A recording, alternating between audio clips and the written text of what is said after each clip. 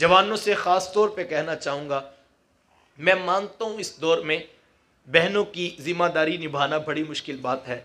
मैं मानता हूँ इस दौर में बेटियों के जहेज़ पूरा करना बड़ा मुश्किल काम हो गया है। दो बेटियाँ ब्याहते ब्याहते बाप बिस्तर पे लग जाता है और उसकी कमर में खम आ जाता है।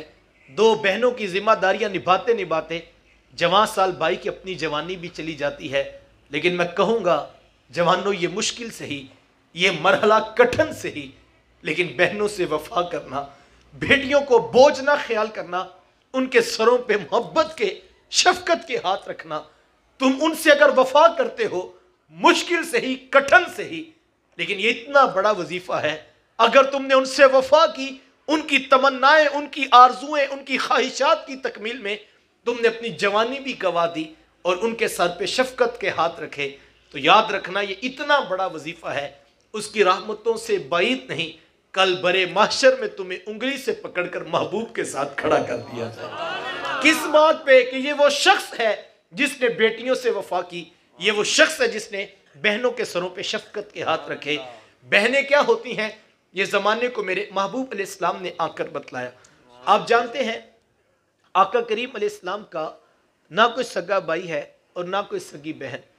मेरे हुजूर दुर्रे यतीम हैं, लेकिन जब रज़ात का शर्फ अता करते हुए मेरे महबूब अलैहिस्सलाम हज़रत हलीमा सादिया सलामुल्लाह अलैहा के यहाँ तशरीफ़ ले गए, तो उनकी एक बेटी थी जिनका नाम शीमा या शैमा बताया जाता है। वो रिश्ते में हुजूर अलैहिस्सलाम की रज़ाई बहन लगती थी। कबीला बनु साद के रवाज के मुताबिक शाम को जब माएँ खाना पकाने लगती तो बहनें अपने भाई गोद में उठाकर बाहर खुले मैदान में ले आती। हर बहन की गोद में उसका भाई होता और वो अपने भाई के हुस्न के कसीदे पढ़ रही होती। अगर किसी के भाई का रंग काला होता तो वो कहती, जनाब रंग काला है तो क्या हुआ, मेरे भाई के नकूश देखिए कितने खूबसूरत हैं, इसकी उठी हुई नाक, इसकी झील जैसी खूबसूरत आंखें तो देखो कितनी प्यारी है। तो वो नकूश को मयारे हुस्न करार देती। और अगर किसी के भाई का रंग गोरा चिट्टा होता, वो कहती, जनाब रंग नहीं तो कुछ नहीं, हुस्न तो होते ही सारा रंगत में है, मेरे भाई का रंग देखो कितना गोरा चिट्टा है। तो ये बहस मुबाहसा चल रहा होता और कोई बहन हार मानने को तैयार न होती। इतने में एक सम से हजरत शीमा अपना वीर मोहम्मद उठा के ले आती और कहती, जरा मेरे वीर का मुकाबला भी तो करो ना।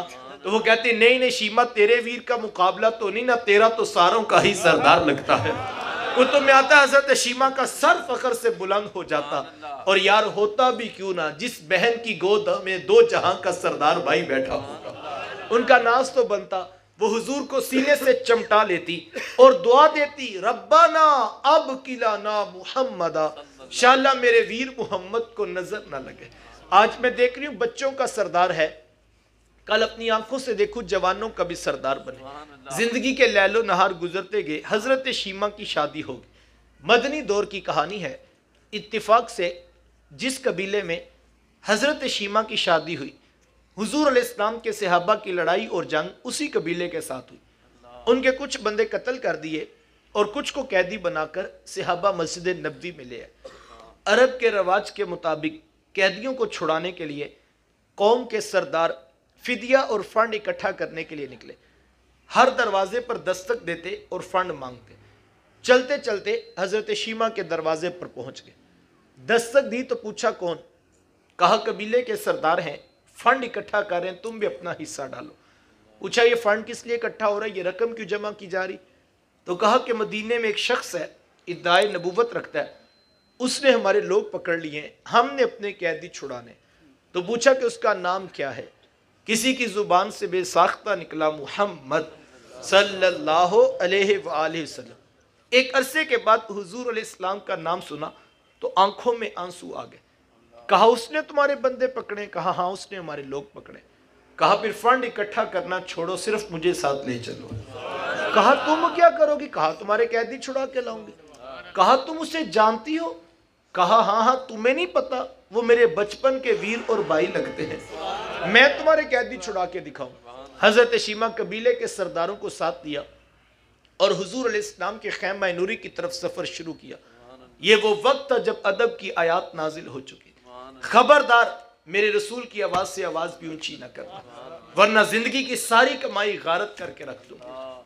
मेरे रसूल की चौखट पे आना चाहते हो यूं ही उठ कर ना आ जाओ, बल्कि पहले घर जाओ, फिर कोई चीज़ लो, फिर बाजार में आओ, कोई फ़कीर तलाश करो, उसको सदका करो, फिर मेरे रसूल की चौखट पे आओ, तुम्हें पता लगे तुम किस बारगाह में हाजिरी के लिए जा रहे हैं।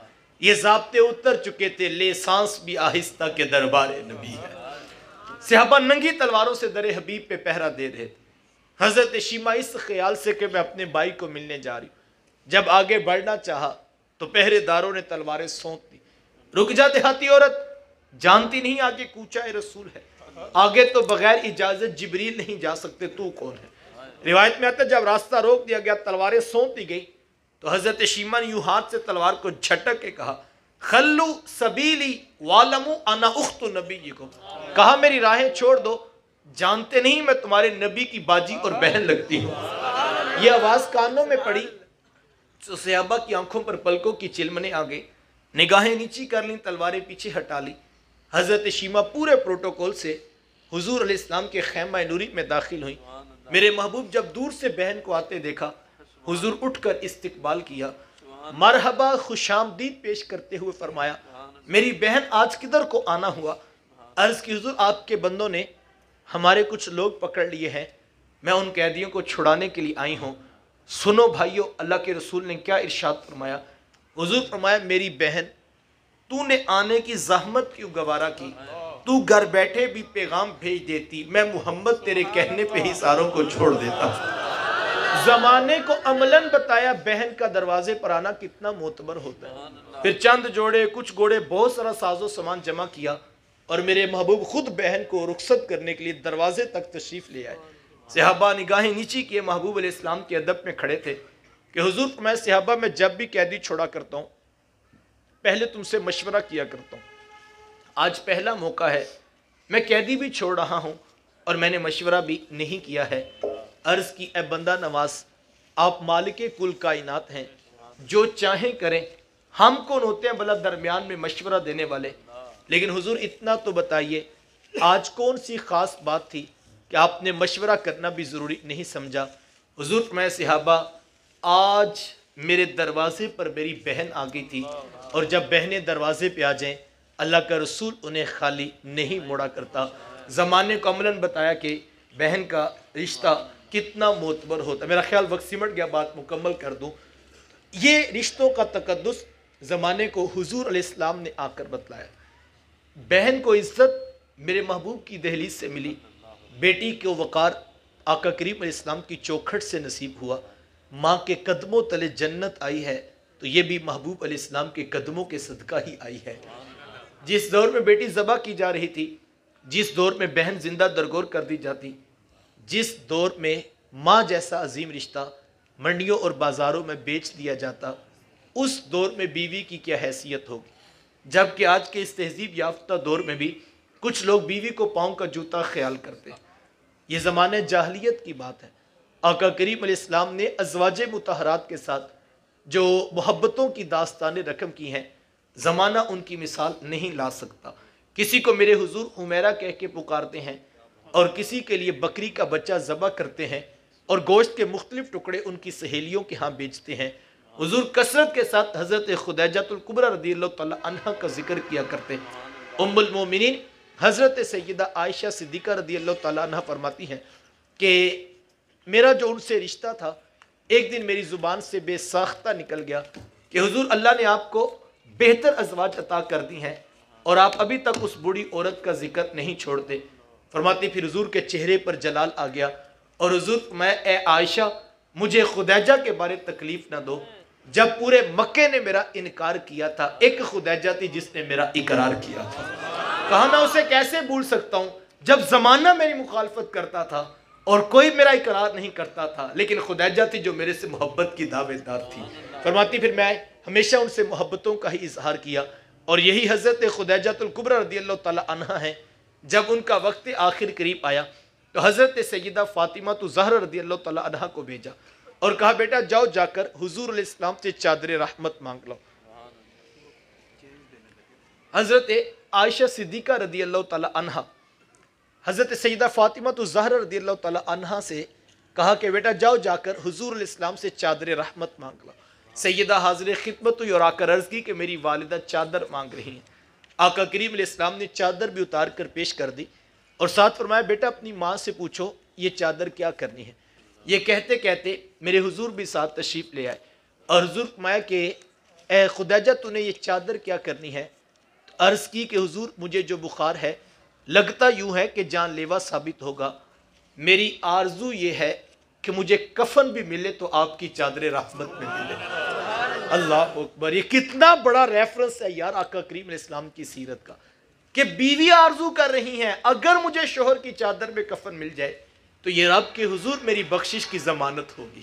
آقا کریم علیہ السلام نے چادر بھی اتار کر پیش کر دی اور ساتھ تاریخ ساز جملہ ارشاد فرمایا خدیجہ تو نے تو صرف چادر مانگی ہے، لو ارتی جلدی لآتیتو کی، اگر تو مجھ محمد کی جلد بھی مانگتی میں وہ بھی اتار کے پیش کر دیتا۔ رشتوں کا تقدس زمانے کو میرے حضور علیہ السلام نے آ کر بتلایا، بھائی کیا ہوتے ہیں یہ زمانے کو میرے محبوب علیہ السلام نے آ کر بتلایا۔ آقا کریم علیہ السلام تشریف فرماتے ایک نوجوان حاضر خدمت ہوا، آ کر عرض کرتا ہے کہ حضور میں کماتا ہوں اور میرا بھائی کماتا نہیں ہے، رہتے اکٹھے ہیں، اخراجات سانجے ہیں، تو میرے حصے کی کمائی بھی اس کی طرف چلی جاتی۔ اس طرح ایک کمانے والے بھائی نے نہ کمانے والے کی شکایت اللہ کے رسول کی بارگاہ میں پیش کی۔ آج گھر گھر کا یہی دکھڑا ہے، جو زیادہ کماتا ہے وہ دوسروں کو خاطر میں نہیں لاتا۔ بڑا بھائی چھوٹوں کے لیے بے پناہ محبت کے جذبات ہی رکھتا ہو لیکن اس کے پاس آمدن تھوڑی ہو تو چھوٹے تانا دیتے ہیں کہ تو نے باپ کے بعد کون سی جاگیر ہے جو ہمارے لیے بچا کے رکھی۔ آج کہا جاتا ہے تو کہتا ہے تیری عزت کوئی نہیں کرتا، تیری عزت کس بات پہ کرے۔ آج کہا جاتا ہے تیرے بچوں کی فیسیں تو ہم بھرتے ہیں، گھر کے اخراجات تو ہم چلا رہے، تیری عزت کس بات پہ کرے۔ آج جس بھائی کے پاس دولت زیادہ نہ ہو، سگے بھائی اس کی عزت کرنے کے بھی روادار نہیں۔ یہ معاشرے کی وہ دردناک حالت ہے جو آج ہمیں دکھائی دیتی ہے، لیکن محبوب علیہ السلام کی تعلیمات کیا ہیں؟ سائل عرض کرتا ہے میں کماتا ہوں اور وہ کماتا نہیں ہے، رہتے اکٹھے ہیں یعنی اخراجات اکٹھے ہیں تو میری کمائی بھی اس کی طرف چلی جاتی ہے۔ کتنی بڑی بات ارشاد فرمائی۔ حضور فرمایا ہو سکتا ہے اللہ تجھے رزق تیرے اس بھائی کی وجہ سے دے رہا ہو جو کماتا نہیں ہے۔ کتنی بڑی بات ہے یار، یہ تو کرم ہو گیا صاحب کہ اس نے تیرا ہاتھ دینے والا بنا دیا، لینے والا نہیں بنایا۔ اگر تیرا ہاتھ لینے والا بنا دیتے تو کیا کر سکتا تھا؟ تو بھی تو اسی ماں کا بیٹا، تو بھی تو اسی باپ کی اولاد ہے۔ تیری رگوں میں کوئی الگ سے سرخ رنگ کا خون تو نہیں دوڑتا، تیرے دماغ میں الگ سے سوچوں کے سوتے تو نہیں پھوٹتے۔ تجھے اپنی ڈگریوں پہ ناز ہے، تیرے سے بڑی بڑی ڈگریوں والے لوگوں کے آگے خاک چھانتے پھرتے ہیں۔ تو کہتا ہے کہ خاندان میں محنت میں نے بڑی کی ہے۔ صاحب اگر محنت کے بل بوتے پہ ملتا ہوتا صرف، تو اپنے خاندان میں نظر اٹھا کے دیکھ، 30 سال سے کاروبار کرنے والے آج بھی وہاں کھڑے ہیں، لیکن تیرا ستارہ ہے کہ اوجے سوریا کی بلندیوں کو چھو رہا ہے۔ تجھے اونچا اس لیے تو نہیں کیا تھا کہ تو ایم پی اے، ایم این اے، وزیروں مشیروں کے ہاں دعوتیں اڑاتا پھرے، تجھے تو اونچا اس لیے کیا تھا کہ تو پلٹ کے اب نیچے دیکھتا اور جو بہن بھائی نیچے رہ گئے تھے اب ان کو کھڑا کرنے کا سوچتا۔ وہ کسی دانشور نے کیا خوب کہا تھا، کسی کروڑ پتی کا انٹرویو لیا تو پوچھا کہ جناب آپ کروڑ پتی کیسے بنے؟ آج ہر شخص چاہتا ہے کہ میں بھی کروڑ پتی بن جاؤں، میں بھی راتوں رات امیر ہو جاؤں۔ تو پوچھا جناب آپ کروڑ پتی کیسے بنے؟ تو اس نے مسکرا کے کہا میں نے اپنے نیچے والوں کو لاکھ پتی بنا دیا، قدرت نے مجھے کروڑ پتی بنا دیا۔ جو نیچے والوں کو لاکھ پتی بنانے کی سوچ رکھتا ہے اللہ اس کو پھر کروڑ پتی بنا دیتا ہے، اور جو نیچے والوں کو تنگ کر کے رکھتا ہے اور سمجھتا ہے کہ بس ان سے سب کچھ میں چھین لوں، تو حضور والا معذرت کے ساتھ آپ کے اوپر بھی کوئی بیٹھا ہے، وہ سب کھیل جو ہے وہ اس کی نگاہوں میں بھی ہے۔ میں اور آپ اپنا محاسبہ کریں ہم کس جگہ پہ کھڑے۔ اللہ نے اگر آپ کا ہاتھ وسعت والا دیا اللہ کا انعام ہے۔ دولت پر سانپ بن کے نہ بیٹھیے، بھتیجوں پہ خرچ کیجئے، بھانجوں پہ خرچ کیجئے، بہنوں پہ خرچ کیجئے، بھائیوں پہ خرچ کیجئے، ماں باپ کے اوپر لٹا دیجئے۔ یہ وہ نعمت ہے جو اللہ نے آپ کو دی ہے۔ جن کے پاس نہیں ان کا بھی امتحان ہے اور جن کے پاس ہے ان کا بھی امتحان ہے۔ کسی کو دے کر آزماتا ہے اور کسی سے لے کر آزماتا ہے۔ جن کے پاس نہیں ان کا امتحان ہے کہ وہ اپنی عزت نیلام نہ کریں، وہ خودداری کی زندگی گزاریں، وہ صبر کر کے دکھائیں، اور جن کو عطا کیا گیا ہے ان کا امتحان ہے کہ وہ اب بانٹنا بھی شروع کرتے ہیں یا کہ نہیں۔ آقا کریم علیہ السلام کی حدیث سنیے۔ آقا کریم علیہ السلام نے ایک جانور ذبح کیا اور میرے حضور گھر تشریف لائے۔ और हुजूर फरमाया कि आयशा वो गोश्त का क्या बना। उम्मुल मोमिनीन हज़रत सैयदा आयशा सिद्दीक़ा रज़ी अल्लाह ताला अन्हा अर्ज़ करती हैं कि हुजूर वो सारा हमने राह खुदा में बांट दिया है और ये सिर्फ एक बकरी का खुर बचा है। यानी इतना बांटा कि सारा ही बांट दिया है और सिर्फ ये बकरी का खुर बचा है। तो मेरे हुजूर पता क्या फरमाया?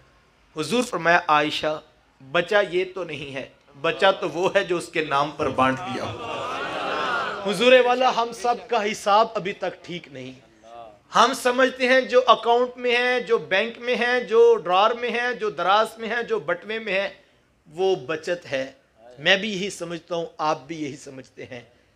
लेकिन जिनके हाथ में हमने दीन इस्लाम कबूल किया है वो फरमाते हैं बचा सिर्फ वो है जो उसके नाम पर बांट दिया है। मैं देखूं मैंने क्या बचाया, आप सोचिए आपने क्या बचाया।